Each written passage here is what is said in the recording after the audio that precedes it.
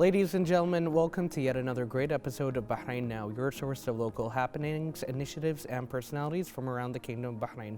I'm your host, Khalid Hijras, here to walk you through our exciting lineup of segments and personalities from around the island. So stay tuned, we'll be back with more.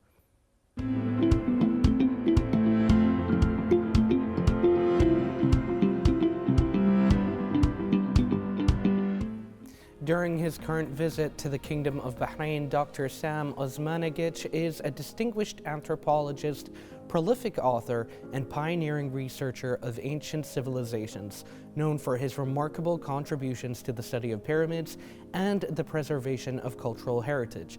And to talk more about his visit, we have him here in the studio with us. Welcome, how are you doing today? Thank you very much. It's our pleasure to have you here today. All right, I'm enjoying Bahrain again. And actually, on that note, can you tell us a little bit about your visit to the Kingdom of Bahrain? Yes, two reasons. Number one, during my last visit a year ago, I prepared a documentary about the Kingdom of Bahrain under the title Searching for the Paradise of Earth, Kingdom of Bahrain. I was looking for the potential place where the ancient Sumerian deity, the god Enki, lived. And for me, the pick was Bahrain. And the second reason, I came here to present our huge discovery, the Bosnian pyramids, the biggest and the oldest on the planet. And I'm very grateful to my host. It is Bosnian Bahraini Friendship Society and Business Society. They are doing a wonderful job establishing the ties between the two countries. Wonderful, and we're very glad because that means that you have the opportunity to come here and deliver your research. And now, can you elaborate a bit more on your filmmaking passion and how you integrate that with your passion for archaeology? Yes, so ancient civilizations, plus my PhD is in Mayan pyramids in Central America. I have visited more than 100 countries. In 30 of them, I investigated pyramids, realizing that almost everything they teach us about the ancient history is wrong. The origin of man, civilizations, and pyramids. Pyramids were built everywhere. When I came to Bahrain, I was thinking, Enki, they are saying he lived almost forever, thousands of years. And he was in the place where the river flows with the sweet water, with the alley of palms, where the wild beast would not attack domestic animals. There were no illnesses and people lived almost forever. So when thinking, where was this place? I'm looking around. Saudi Arabia, it's desolate, it's desert. Kuwait, Qatar, Oman, Emirates, and so on. However, Al-Bahrain means two seas, the place where two waters meet, salty, Arabic Gulf, and sweet water, underground water sources and the rivers. So for me, that was a sign that maybe this is a good potential.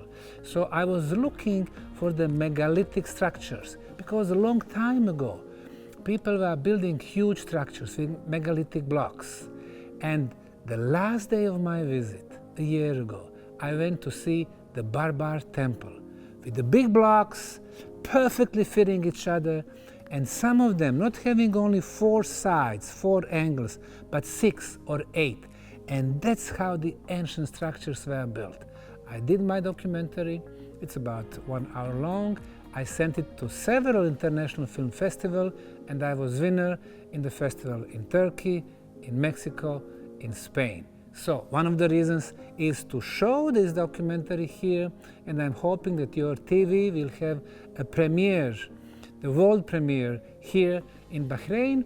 And this is a very positive movie about your country. And good thing, it's coming from someone who lives outside of Bahrain, who's an independent and who recognize all these values of modern Bahrain and ancient civilizations. Well, I mean, first of all, thank you so much for taking such a special interest in the very rich ancient history of the Kingdom of Bahrain, and congratulations for your achievements as well. Now, I'd like to ask you, what is the link between academics, filmmaking, and exploring communities in the way that you've gathered them? You know, most of the filmmakers They finish those faculties of arts, faculty for the filmmaking, but my case is different. I have a deep, profound knowledge about the ancient civilizations. Plus, I can compare them all around the world. So, for example, when I saw the Barbar temple, there are like 3 different cultural layers. I could see that the oldest layer is actually the most sophisticated and most advanced. The same thing like with Egyptian pyramids, the oldest are the biggest. The same thing with the Chinese pyramids, Bosnian pyramids, Mexican pyramids. So for me it was a sign as an explorer to see some things that other people don't see. Plus, I don't think that the old Dilmun civilization is only 5,000 years. I think it's much, much older. So I believe that even the rivers, Tigris and Euphrates, they were probably getting to the salty water right here, where Bahrain is located. So my mind is different. So I'm bringing a new perspective, scientific, and the research, plus the filmmaking.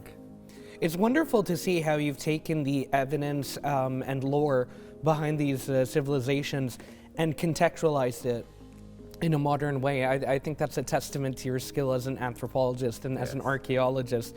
And beyond the scope of this, can you tell us about others of your more recent works? Yes, gladly. 20 years ago, I first traveled to the Bosnian town of Visoko, near the capital city of Sarajevo, to visit the local museum. And then I saw this, everybody called it hill, huge, covered by forest. But I was looking at the geometry, 4 sides, 4 triangular faces. Took compass showed me that those sides perfectly match cardinal points, east, west, north, south. I immediately knew that it was an artificial structure, but covered by vegetation after thousands of years.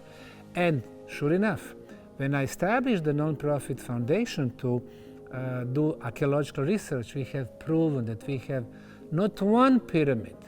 This one was the biggest one, the Bosnian Pyramid of the Sun, we named it, but 6 of them with a huge network of underground tunnels. In the last 20 years, it has become the most active archaeological site in the world. Hundreds of volunteers, our employees, experts from different fields, from all over the world coming. And we have proven that pyramids were not built for one dead body, king or pharaohs, but they were built as the energy amplifiers, energy machines. And energy is measurable, electromagnetism, ultrasound, electrical, and so on.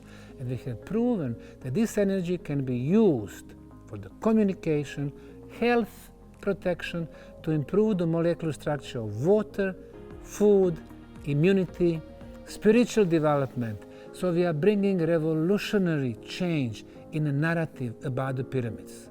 Many people don't like it in cultural establishment, but science is there to bring the new ideas, new knowledge. If you need to change the history books, we're going to change them. And that's what we've been doing in Bosnia. And guess what? We managed to get 10,000 visitors in 2008 to 245,000 visitors in 2024. The numbers are rising, and I'm expecting more and more people from Bahrain to come see us and visit us. That's absolutely wonderful, and I'm sure that they're a sight to behold. And you know, like you said, I think they're a lot more than just a sight. They sound like they had a lot of function to them as well. Now, other than what we've already discussed, do you have any other interests here in Bahrain? Well, this time I came to visit, and I had my lecture at the Bahraini National Museum. I was very happy with that. I met several distinguished people. I'm hoping to establish better relationship with the Ministry of Culture, Ministry of Tourism, and I think our arm, Bahraini-Bosnian Friendship Society, will be very important. So we need to establish those ties. So my invitation to everyone to come to visit beautiful country of Bosnia, especially during the summertime when it is too hot here. Over there is just the right temperature. That's brilliant. We'll have a refuge from the summer heat. Yes. And now, on that note, how do you value the support of the Kingdom of Bahrain when it comes to the advancement of the cultural scene here? Well, what I've seen here, I've been really impressed.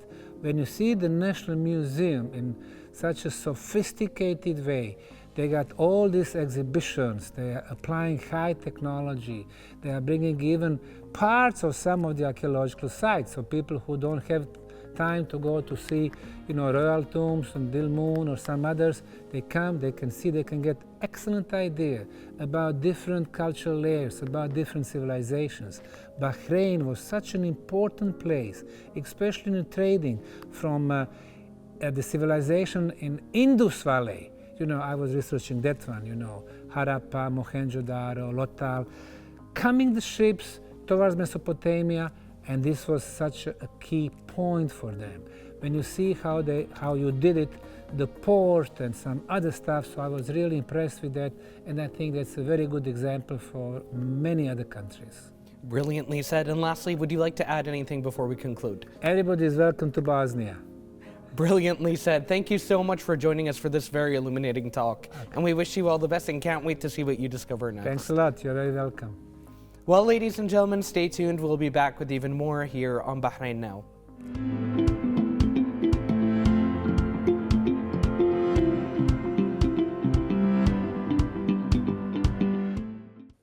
And now, ladies and gentlemen, let's take a look at what's going on beyond the studio in the following report.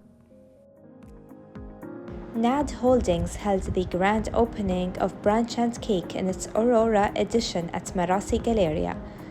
This is the third branch offering a new luxurious experience of the beloved restaurant.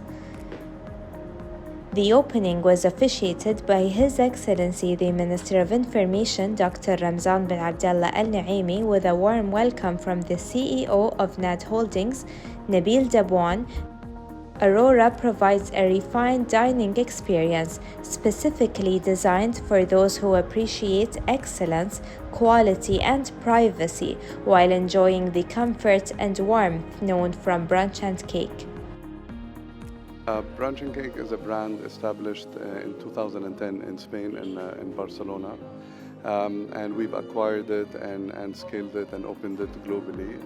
We started in Bahrain about 2 years ago with NAD Group, and it was an immediate success. We're very fortunate to have established our first branch in the Liwan and expanded to city center. And then we came to Marassi and developed our first Aurora brand. Aurora is an upscale brunch and cake. It's a little bit more dreamy. We're trying to create, coming from Aurora Borealis, which is a very kind of place that takes your imagination to your childhood dreams. The brand is currently growing. We have 28 restaurants globally. Aurora is the first one that we open of that category. It has a special menu that we will be collaborating with a lot of chefs and a lot of restaurants and bringing successful recipes from all over the world, specifically to be in the outlets of Aurora. And yeah, we're excited about this opening.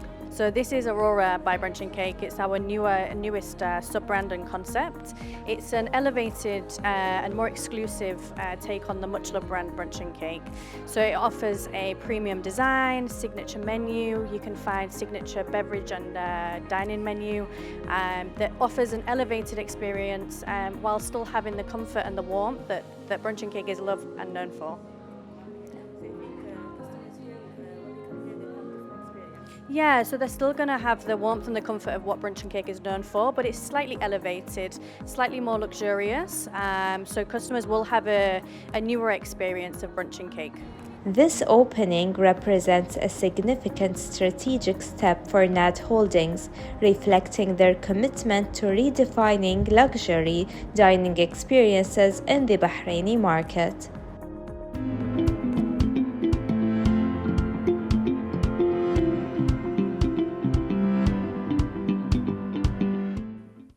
Well, ladies and gentlemen, that brings us to the end of this episode. Thank you so much for watching with us, and as always, be sure to reach out to us on our social media accounts shown below. We love to hear from you. This has been Khalid Hijris. Good night, and God bless.